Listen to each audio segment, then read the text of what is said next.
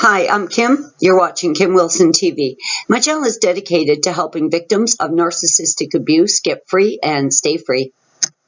Now, when you look out on the collective here at our channel, clearly we're dealing with a tremendous number of beautiful, enlightened, intelligent, critically thinking people, wonderful people, empaths, compassionate, loving human beings. It's no wonder, it's absolutely no wonder that we were targeted. Absolutely no wonder at all.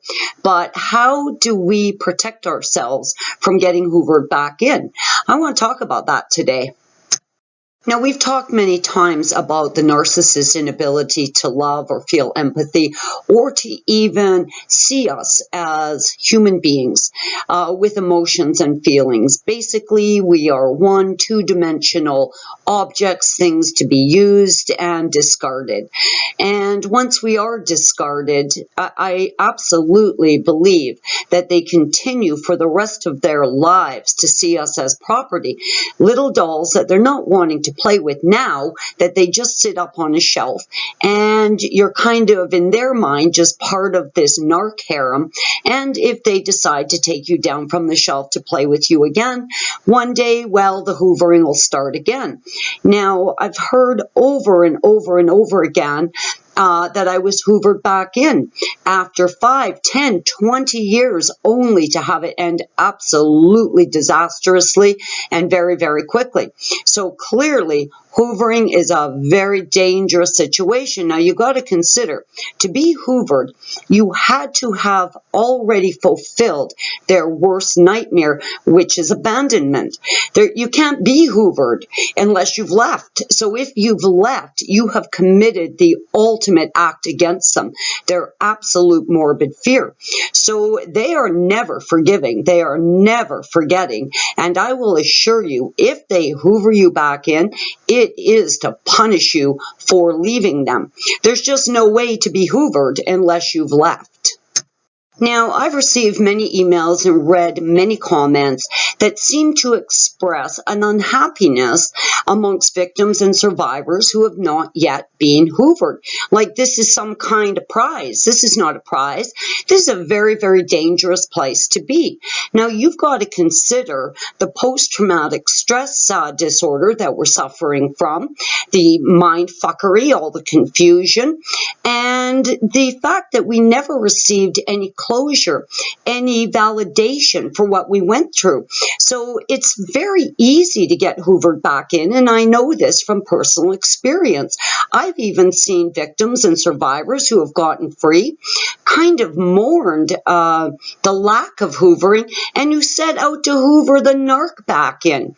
Now, I know it's hard to accept what we've been through. It's hard to believe that someone we loved and believed loved us could be so incredibly evil, rotten, absolute pieces of shit. Hard to imagine it, but that's what happened to us. Now, we are left feeling very disorientated, very confused, very heartbroken. I mean, the souls have been sucked right out of us. We have experienced crisis in every aspect of our lives and often leave fleeing with the shirts on our back like we're being chased by Satan. Now, everyone deserves closure in a relationship. Everyone deserves to have their feelings validated, but this doesn't happen for us. And I think that hole, that emptiness, that lack of validation and that lack of closure almost creates in itself an opportunity for us to get sucked back in.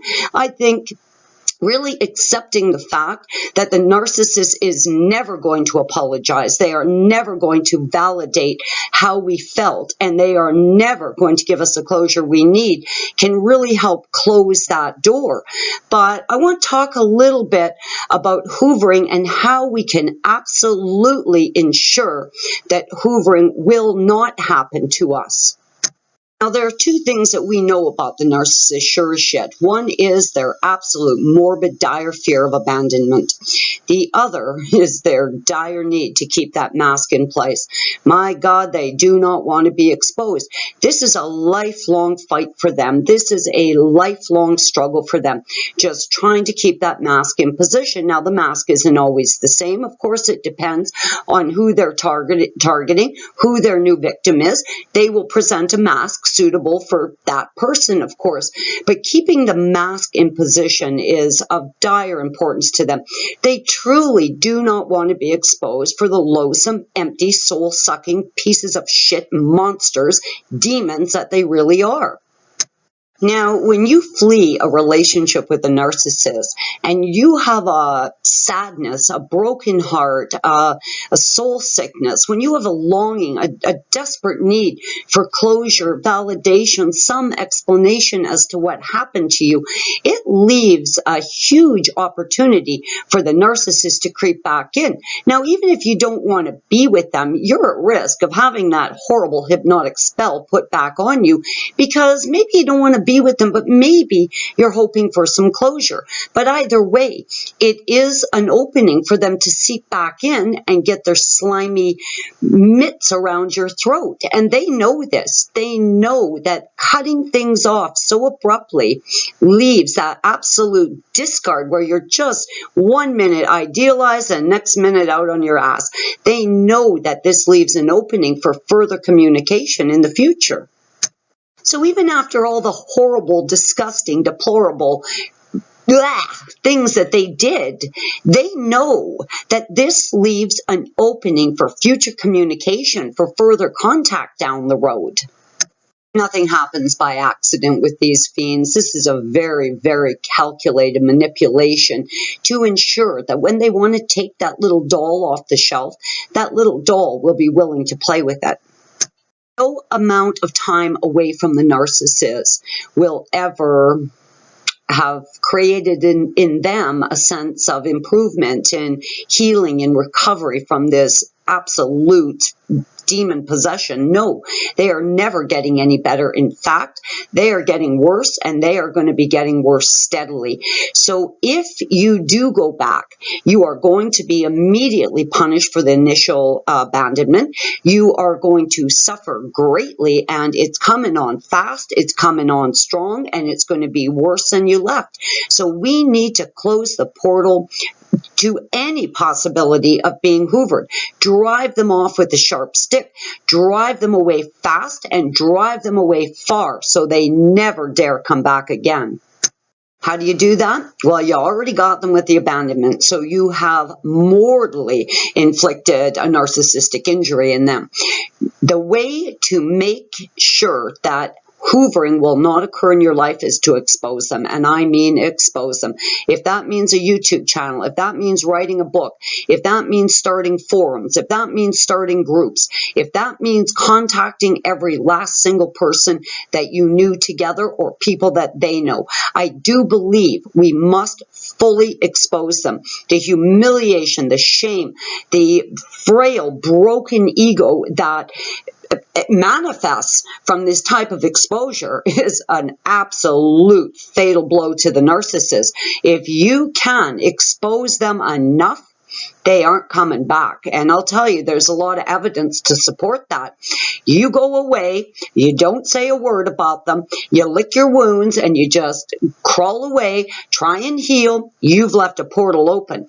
You start swinging, you start telling the truth. I don't mean swinging fighting. I mean defending yourself with the truth of what really happened. You expose those fiends, and I'm telling you, they'll be running like fast and far.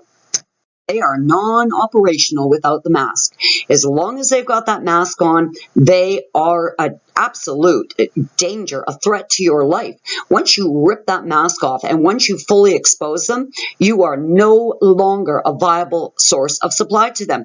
All supply is gone, and they will no longer see you as a possession or an object. They will want to distance themselves as much as they can from exposure.